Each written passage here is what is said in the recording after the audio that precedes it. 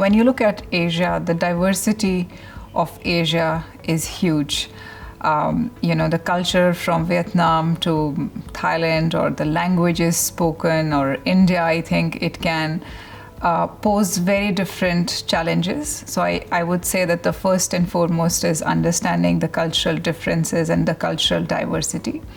So we see a lot of challenges for CPOs. On the one hand, companies and the external environment are changing at an unprecedented pace. That is because of technology. It is also because of changes in the external environment, changes due to geopolitical risk, changes to the macro environment. I think one of the challenges we have, of course, is or chief challenge we have is a hugely dynamic operating environment, geopolitical change. Pulling out talent in many different directions. The second element which I'll talk about is, the employee engagement.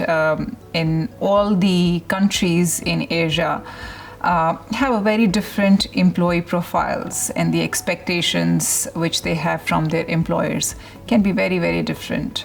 And I think the challenge there is, how does a CPO actually support the business in the talent and in supporting the culture that's needed for adapting to the change, as well as how do they actually create a more efficient and more effective service organization within their own function. And the third challenge, which I would say, is that how do we, as a global organization, how do we implement those global strategies locally, understanding the local nuances and legislations.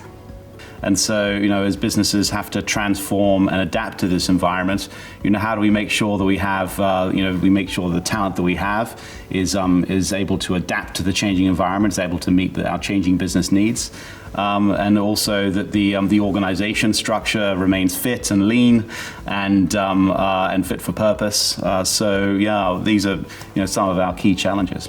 So supporting the business is really around the talent agenda, promoting leadership and culture, as well as accessing talent and building capabilities around continuous change.